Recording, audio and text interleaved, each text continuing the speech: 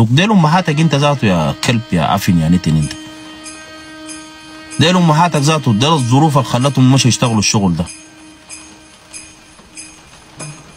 انت بتقدر تمشي هسه، تمشي تخش لك في بيت في في في في في في في الامارات هناك، ولا بتقدر تخش لك في بيت في بري، ولا تمشي تقدر في الرياض، ولا تقدر تعمل تقول ماشي تفتش؟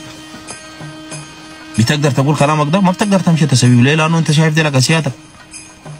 لكن للاسف عشان يكسروا مجتمعك انت ويكسروا عينك ذاته، انت ذاتك في نفسك انت بيخلوك انت تعمل العمل المشين ده لامك.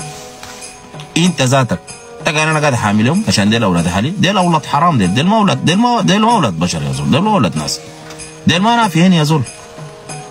الواحد همه كله بس يكون بتاع مباحث، همه كله في الدنيا ده بس يكبر كده في الدنيا ده، لا داير يقرا، لا داير يتم قرايته، لا داير يعمل، لا داير يسوي، ولا همه انه هو يا اخي يبقى مثلا غايد، ولا همه يبقى، بس همه كله في الدنيا ده انه هو يشيل سلاح ويمشي يبقى بتاع بوليس يا بتاع نظام الامن فقط.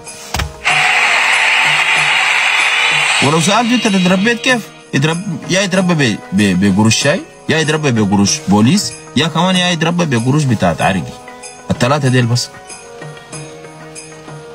الثلاثه ديل بس ممكن يكون يتربى بيه. وفي نفس اللحظه لما يجي يكبر ذاته بيكبروه، بيعملوا له يخش البوليس، لا وما يعني ما بوظفوه مثلا في الرياض، بوظفوه في نفس المنطقه هو ذاته عشان يكون ضد ابناء منطقته. في حنون عارف انه الحاجه دي كلها مركبه تركيب، انه نحن ذاتنا الليله الكيزان ده لما يمسكوا الدوله دي كويس اشتغلوا في المجتمعات ده شغل، ده شغل صح بجد بجد. يعني هنا الليله كلنا كده ما شفت نفسك ليه؟ انت ما حسبت نفسك انه كلنا هنا كغرابه كده قاعدين في مايو ليه؟ ما عينت لنفسك انه كلنا كده كغرابه كده قاعدين في الحجوز في كرتون وين وين وين وفي دار السلامات؟ يعني الحاجه دي كده ساي منهم كده في الله كده بس جدعون كلنا كده في مناطق واحد، وناسهم بدة وين وين وين وين. يعني انت الحاجه دي نهائيا مثلا ناس جبرونا ناس منو ليه ما قاعد يكون في جارك شمالي؟ ليه ما قاعد يكون في جارك شمالي؟ ما عندهم ناس مثلا تعبانه، ما عندهم ناس ما عندهم قروش.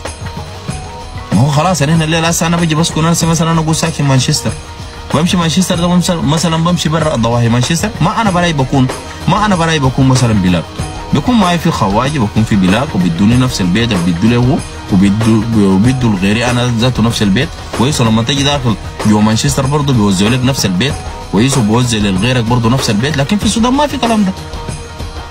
طبقه معينه كده قاعدينهم في جبرونه، طبقه معينه كده قاعدينهم في الرياض، طبقه معينه كده قاعدينهم في بري، طبقه معينه. يعني هنا بري دي كان حق نوبه وفور على فكره. هنا والله العظيم بري دي كانت حق نوبه وفور. رايك شو؟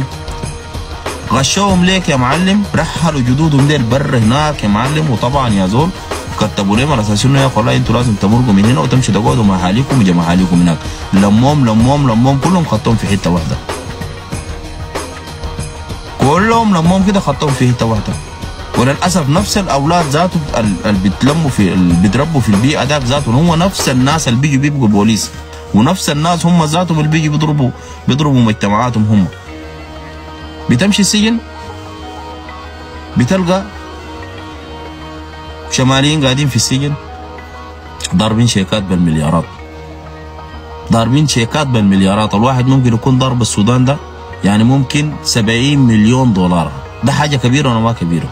لكن عادي ممكن يجيبوا لك في التلفزيون كويس واحد من اولاد القرابه ديل سارق له شنطه، يا سرق ليه مثلا سرق ليه مثلا قزازة بارد، يجيبوه في التلفزيون. هو ضرب المجتمعات دي قاعد تجي كيف ما كده. انت بكره بدعين الحاجه دي يقول لك يا اختي تزا طويله. انت عارف انه تزا طويله ده كانوا قاعدين يدفعوا لهم قروش عديل عشان بس يخربوا مجتمعاتنا دي كده، وقسما بالله كانوا بيدفعوا لهم قروش عشان يمثلوا التمثيليه دي. والله العظيم بيدفعوا لهم قروش.